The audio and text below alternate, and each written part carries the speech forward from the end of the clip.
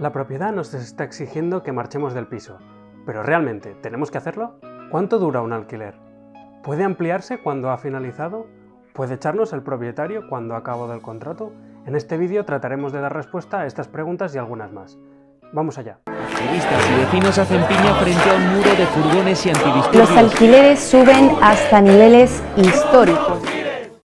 Tener clara la duración y finalización de nuestro contrato es esencial para protegernos frente a abusos de la propiedad y frente a la posibilidad de tener que firmar un nuevo contrato, con todo lo que ello implica. A lo largo de los años, la ley ha ido cambiando y con los cambios de la ley, las condiciones en las que se firman los contratos también cambian. Por lo tanto, es indispensable saber en un principio cuándo se firmó ese contrato, la fecha exacta de firma del contrato. ¿Por qué? Porque hay que tener una cosa clarísima en este tema, y es que se nos aplica la ley que estaba vigente en el momento en que firmamos el contrato. Para poner un ejemplo que se verá clarísimo, si nosotros firmamos un contrato el 5 de marzo de 2019, en la que la duración del contrato era de 3 años, y luego la ley se modifica, como pasó el 6 de marzo de 2019, a nosotros se nos sigue aplicando la duración de 3 años, aunque la ley posterior diga que son de 5 años, de 5 o 7 años. Por lo tanto, tener clarísima la fecha en que se firma el contrato es esencial para determinar la duración del mismo.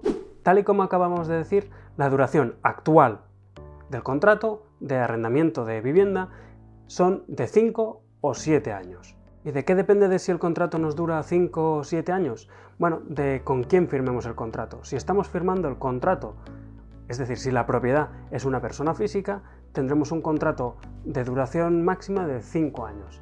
Si por el contrario estamos firmando el contrato con una empresa, con una persona jurídica, como técnicamente se llama, entonces tendríamos un contrato de hasta 7 años. Tened en cuenta que para determinar si son 5 o 7 años no nos interesa con quién se gestiona el contrato, es decir, no es lo importante que estemos firmando un contrato en una inmobiliaria, lo importante es quién es la propiedad del inmueble, quién consta en el registro de la propiedad. Por lo tanto, aunque estéis firmando el contrato en una inmobiliaria, que sería la gestoría, puede ser que sea de 5 años, porque en realidad el propietario es un particular que ha preferido que una inmobiliaria gestione ese contrato.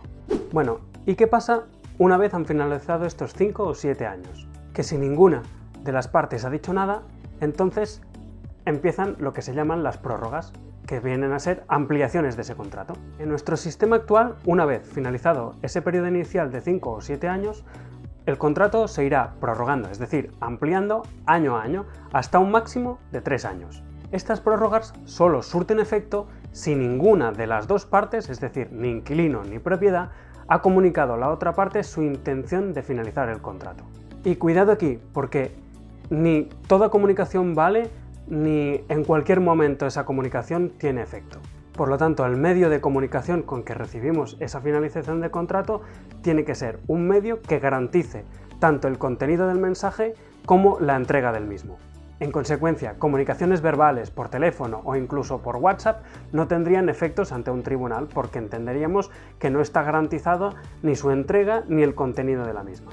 Por otro lado, esa comunicación de finalización de contrato tiene que llegar a tiempo, es decir, tiene que hacerse con una antelación suficiente. La ley nos dice que la propiedad tiene que comunicárnoslo 4 meses antes de que finalice el contrato. Es decir, cualquier comunicación que llegue posterior a esos 4 meses anteriores a la finalización del contrato implicaría que el contrato ya ha quedado prorrogado automáticamente, aunque en realidad la propiedad nos haya comunicado su intención de finalizarlo. Por lo tanto, cuando os llegue una comunicación de finalización de contrato, revisad siempre la fecha en la que la habéis recibido y calculad que tiene que haber sido presentado 4 meses antes de que realmente haya finalizado el contrato. Bueno, ¿y qué pasa si ha finalizado el periodo de 5 o 7 años y además han finalizado esos 3 años de prórroga que puede producirse si ninguna de las partes dice nada? Bueno, pues en ese caso, la ley lo que nos dice es que estamos ante lo que técnicamente se llama tácita reconducción, que no es lo mismo que lo que hemos visto hasta ahora. En términos coloquiales, una tácita reconducción no es más que una prórroga, como las que hemos visto, pero que se prorroga indefinidamente hasta que alguna de las partes decide finalizar el contrato. Y bueno, y estas prórrogas de la tácita reconducción, es decir, estas ampliaciones indefinidas, ¿cada cuánto se dan? Es decir, ¿cada cuánto se amplía ese periodo? Pues eso nos lo dice el artículo 1581 del Código Civil, que a grosso modo nos viene a decir que ese periodo de ampliación viene determinado por cómo estaba fijada la renta en el contrato original. Si en tu contrato original te pone, cuando cataloga la renta que tienes que pagar, que la renta anual se fija en X, es que tu renta estaba fijada anualmente. Y eso independientemente de que tú estés pagando el arrendamiento mes a mes. Lo importante es cómo queda fijado en el contrato original.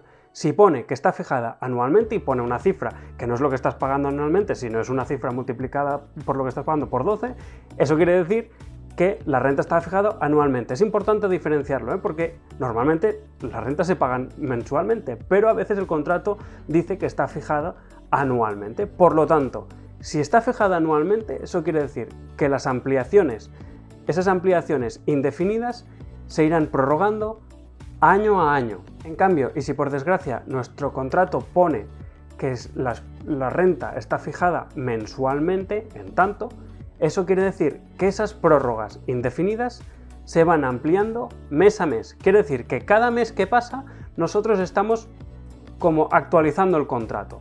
Si durante ese mes alguna de las partes dice que quiere finalizar el contrato, al mes siguiente tenemos el contrato finalizado. Por contra, como ya hemos dicho, si se va prorrogando año a año, aunque la propiedad nos diga que ha finalizado, no finaliza al mes siguiente, sino que finalizará al año siguiente. Bueno, pero antes hemos dicho que el contrato dura 5 o 7 años, pero es que mi contrato dice que pone que dura 3 años. ¿Qué está pasando aquí? Bueno, eso pasa porque, como hemos dicho al principio, la duración del contrato, las normas que regulan los contratos de arrendamiento están fijadas por el año en que fueron firmados. Si ha habido modificaciones posteriores, nosotros tenemos que calcular siempre que nos iremos fijando en la ley que estaba vigente en el momento de firmar nuestro contrato. Así, por ejemplo, todos los contratos firmados entre 2013 y principios de 2019 tenían una duración de 3 años. En cambio, todos los firmados con posterioridad a 2019 tienen una duración de entre 5 y 7 años. Para tener claro cuánto dura nuestro contrato, os pongo aquí la siguiente chuleta. Todos los contratos firmados entre el 1 de enero de 1995 y el 6 de junio de 2013 tenían una duración de 5 años, prorrogable a 3 años, más o menos como la regulación actual. 6 de junio de 2013 hasta el 19 de diciembre de 2018, los contratos tenían una duración de 3 años y tenían una prórroga de hasta un máximo de 1 año. Aquí viene la parte un poco liosa. Si firmaste el contrato entre el 19 de diciembre de 2018 y el 24 de enero de 2019, la duración del contrato es como la actual, es decir, de 5 a 7 años con prórrogas de hasta 3 años. Del 24 de enero de 2019 hasta el 6 de marzo de 2019, los contratos volvieron a estar fijados en 3 años, con prórrogas de 1 año más.